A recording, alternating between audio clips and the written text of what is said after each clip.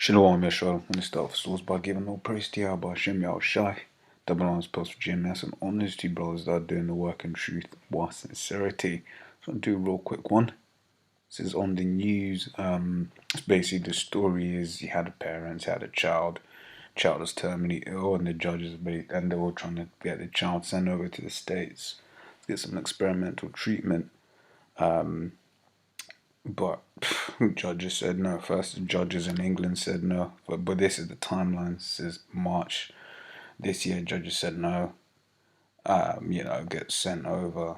No, so yeah, judges look at the case. Judges say no.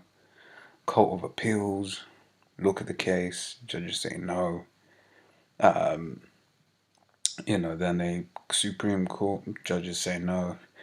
20th of June, European Court of Human Rights look at the case, and today the judges still say no. Basically going to the point that to prove ultimately, mind you, everything you have is owned by the state. You are a slave, Neo. Absolutely, they had no choice but to basically take what the doctors what the doctor's recommendations were, when really and truly, I mean, from what the story says, baby was gone, man, was through. They said he was gone, he had a rare condition.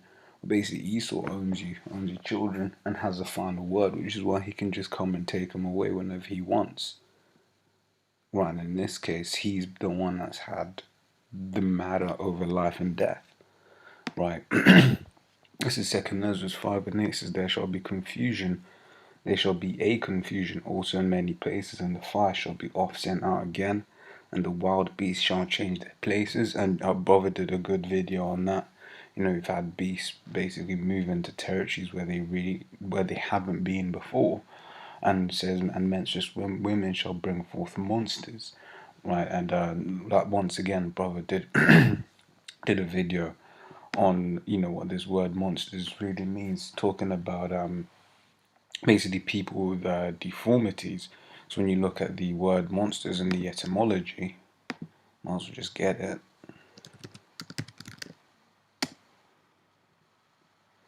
Right, malformed animal or human, right?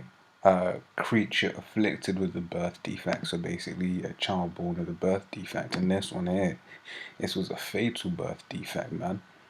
Right, but it says that his parents are late into their, I don't know, it doesn't say late into their 30s, it says parents are in their 30s. She looks old as all hell. Which is why, they look at these young girls having, children, which obviously, you've got to be responsible, you've got to have, means to actually take care of the child that you have. But, these people will be like, oh no, I don't want to have children. When I'm my 20s, I'll wait. Oh no, I'll have a career, and then I'll have children. But this is what happens. Right, I did some research a while ago, basically going into the fact that the later you have children, the more dangerous it is, the more likely it is that your child's going to come up all fucked up. The more likely it is that you're going to have a miscarriage. I'll do another one on it. Spirit will some point. Right, but that's just what it is. Right. This is 2 Samuel 12:14. Right. This is basically the story between King David after he had committed adultery, and Nathan has just said, "Yo," this is what Nathan says. Howbeit, because by this deed thou hast given great occasion to the enemies of Yahweh to blaspheme. He's saying, the enemies of the Lord would be like, yo, but your man has just committed adultery. This, that, and the other. It says, the child also that is born unto thee shall surely die. Right? And it basically goes into how King David was fasting.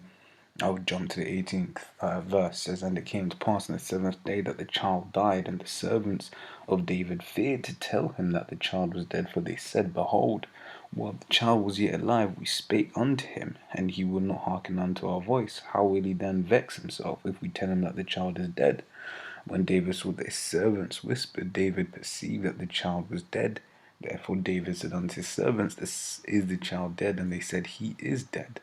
And then basically King David washes himself, anoints himself, and his servants like, yo, oh, what's going on? This is what it says in verse 22. It says, and he said, while the child was yet alive, I fasted and wept. For I said, who can tell whether the Most High will be gracious to me, that the child may live?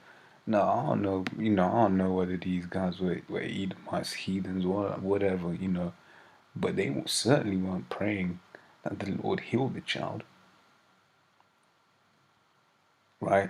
They were trusting on Esau's system, which is why he was, they were like, look at all of this, man. From March up until June, they were just trying to fight it to be taken to America for some super experimental treatment that probably wouldn't have worked, which is what the judges said, right?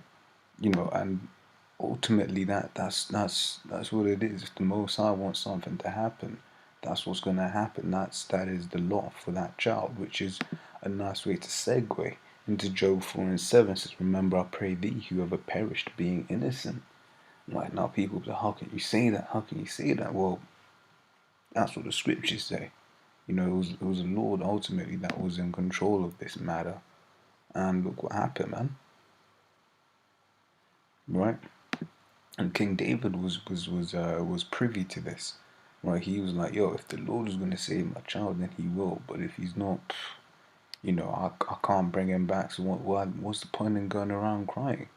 He says, can I bring him back again? He says, I shall go to him. But he said, he shall die one day, but he shall not return to me. Basically, that child's not going to come back alive.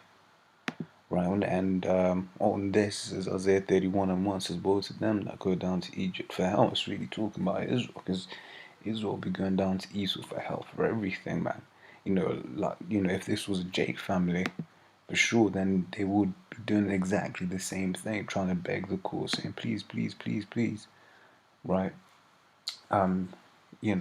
Says, and stay on horses and trust in chariots because they are many, and in horsemen because they are very strong. But they look not unto the Holy One of Israel, neither seek the Lord Yahweh. Right, and that's the main point that I wanted to get from this scriptures. Our people, because they see Esau in his power, they see that they see basically they're drunk off his witchcraft, and they believe that he is, basically they believe that he is God. Esau too, Ezekiel 28.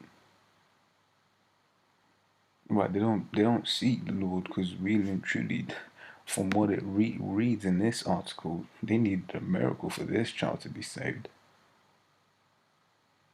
Right, so like I said, I just wanted to touch on that real quick with that conversation.